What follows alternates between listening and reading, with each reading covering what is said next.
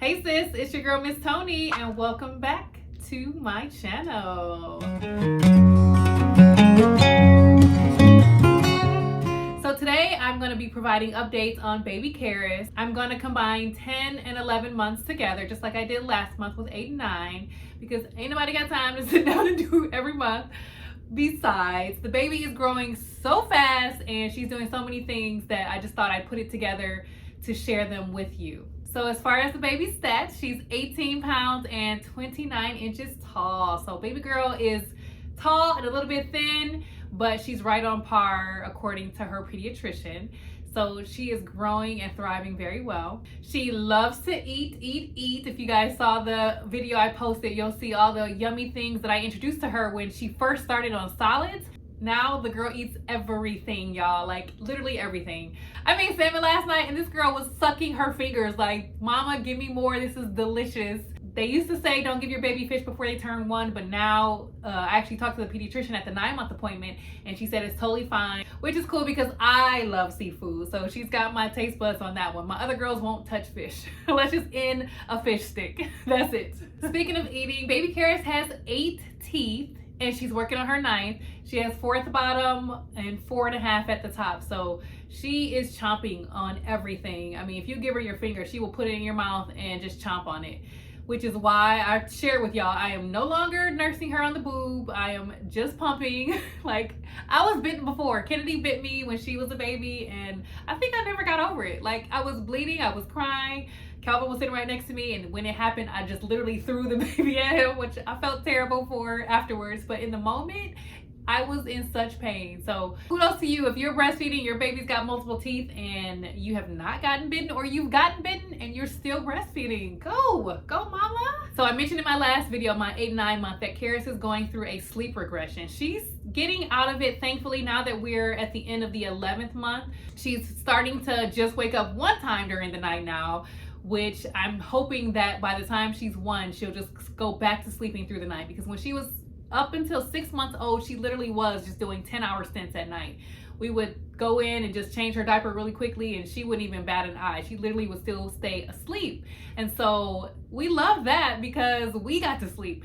And then the last 3 months, baby girl has decided that she's still hungry in the middle of the night, which is interesting because it sort of coincided with the timing of us weaning her a little bit off of milk and introducing solids. So I don't know if there's a correlation there. You guys, if you're watching, you already know Karis started walking at 8 months, which is super early, and she's doing a lot of other developmental things that are early, and that does interfere with the baby's sleep.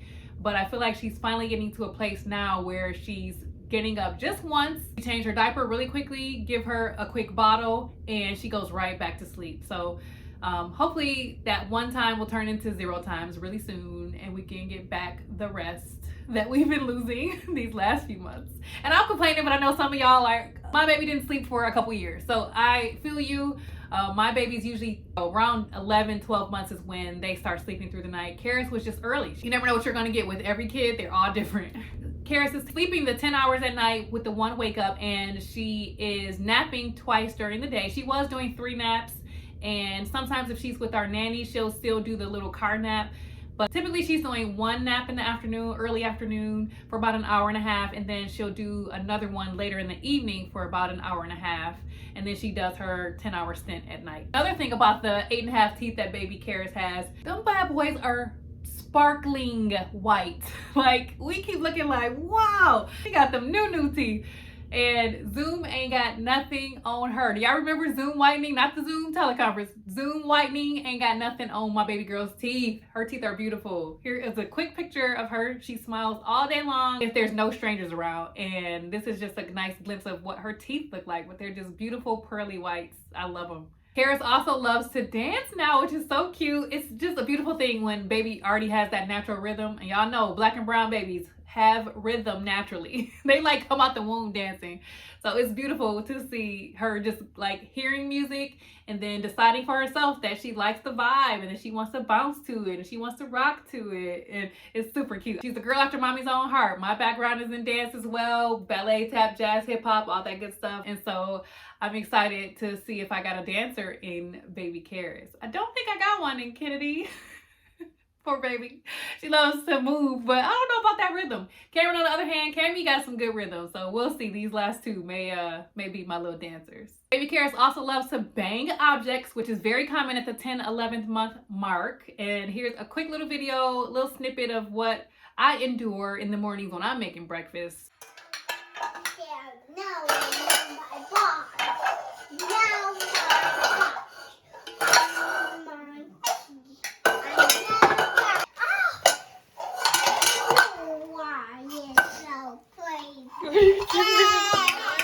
So how's mama doing? I'm feeling great. One thing that I wanted to share is that my cycle has not returned yet. I get a lot of guys who watch these videos. You can just turn it off right now. You can just swipe to the next one. But for my ladies, this is something I wanted to share. And this has been my experience with all three babies. So I literally, in the last like 5-6 years of my life, I can probably count on two hands how many periods I've had, which sounds crazy. But my cycle does not return when I'm breastfeeding. So a lot of women experience that where the first couple months that they're breastfeeding, they don't have their cycle and then it returns after that. For me, my hormone levels are so extreme one way or the other that my cycle just doesn't return until I'm completely done breastfeeding, which was interesting because with Kennedy, it was literally the day I stopped nursing her. The very last day that I stopped pumping, I remember getting in the shower and I had very little milk, like tiny bits that were like drizzling in the shower. And I could tell my breasts were soft and I knew they were empty and I hadn't pumped in, I want to say 2 days prior to that.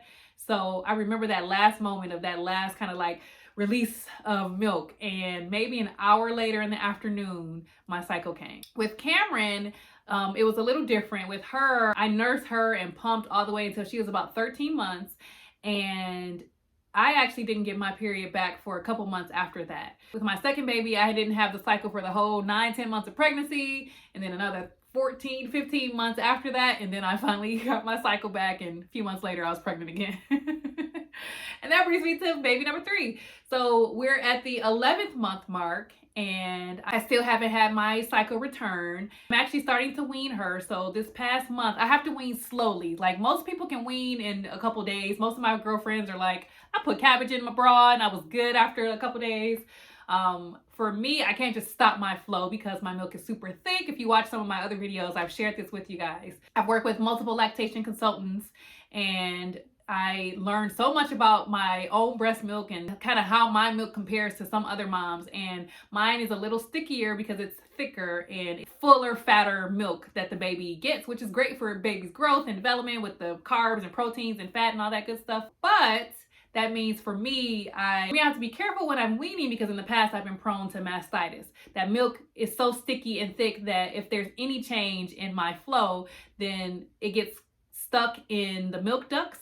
And my body thinks it's an infection, and so I have full-blown mastitis. It almost presents like a flu with the redness and the swelling and the pain, and literally I'll be in bed for like 2 days. And so when I first, about a month ago, when I first decided it's time to start weaning, she's starting to eat more foods and we're getting close to that age 1 where I'm gonna wean her fully. So about a month ago, if you guys are following, you know I'm exclusively pumping now. So I was pumping 4 times a day, every 6 hours.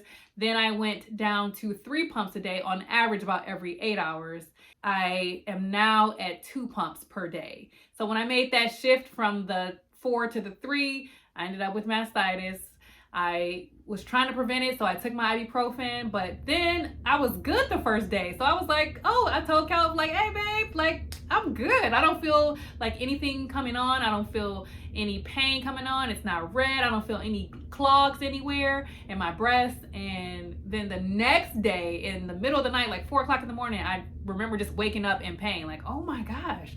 So typically for me, it's the day that I make the change, or it's the day that I get the clog that I feel the symptoms. This time there was like almost 36 hours that passed before I felt any pain. And then I was in bed for a couple days, called my mom and she was like, oh, not again. I had not had mastitis in months and months, which is very rare for me. And so I'm actually grateful that I haven't had it all these times. It really is your body doing what it's supposed to be doing. Like, it's an inflammatory response to what it thinks is an infection, although it's not. So you can't be mad at your body for it operating the way that God intended it to. But those symptoms are no joke. Now I've gone from the 3 to the 2, and I didn't have any pain. I didn't have any mastitis when I made that transition a month ago. Next month is when I'm gonna just go down to the 1 pump a day. And typically when I go to the 1 pump, I can just do that for like a week, and then my milk just decides to dry up anyway.